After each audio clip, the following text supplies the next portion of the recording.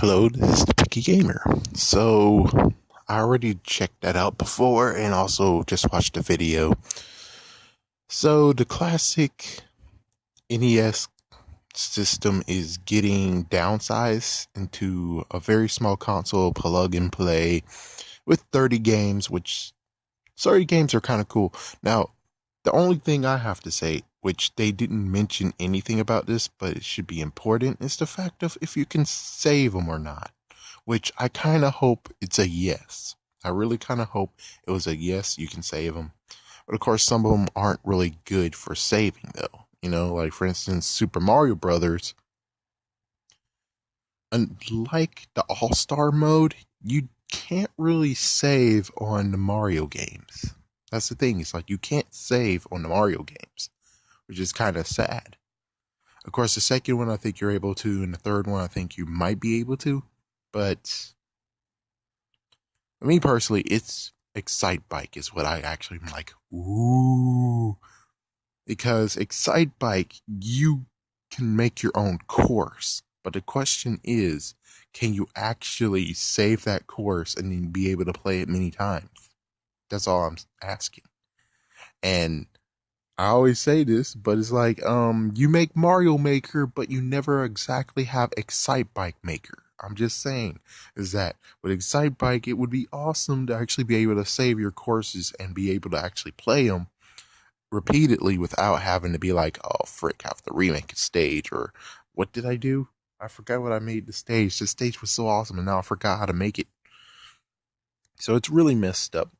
But on the other hand, I think this actually is going to be a cool console, and this console doesn't cost like $300 or $200. It actually just costs $59.99, which that is insane in the membrane.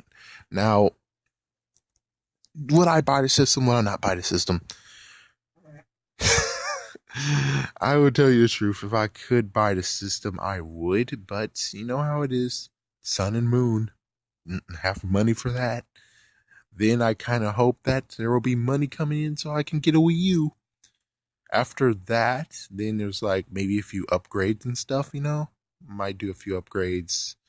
Might try to do some nice little pawn shop going around trying to get some cheap games for Wii U. Well, Wii U games that are sold for cheap. That's one thing I would really like to do. But of course, it depends on if I get a freaking damn car. It's like, yeah, that's the real point of why I don't get to do lots of good stuff is because I don't have a car. But if I did have a good, you know.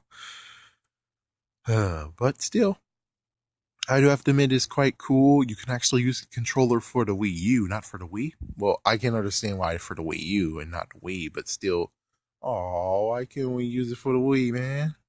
And you can actually use the controller, which right now I have just the gold one for the Wii. So eventually I'll be able to get the new controller. I don't even know if it's the old controller or new controller. I think the new controller can be put in because it does have the same cord as the ones you see on the new, or should I say the actual new mini NES. But anyways, yes, you can use that controller and then you're able to buy a other controller for $10. So it's not exactly like what it was before, where it's like you can get two controllers already.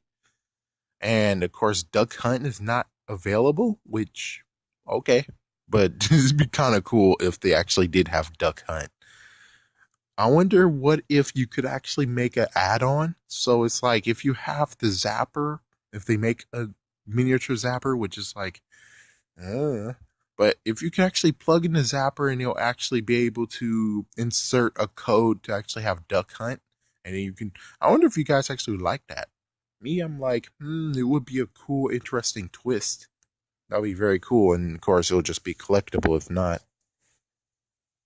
But yeah, I mean, it's very impressive the fact that they they said it comes with a HDMI cable, and oh my gosh, this would be one awesome thing to do. And like, I don't have a HDMI cable yet, but if I do get one, oh man, my Xbox 360 will benefit from that. And I'm like, yes, and then my computer can actually benefit from it too. The only question is, will the HDMI cable be regular, or will it actually be of its own brand? Which, if it's going to be of its own brand, I'll be like, oh. But if it's not, if it's normal, then it's like, oh, that's awesome. But that's the other messed up part, is that I kind of still using the old red, yellow, and white plugins. So that's the messed up part. I wish they could actually do that too, but it's okay. I really kind of hope they actually do have it so that the previous hookups, you can actually do it too.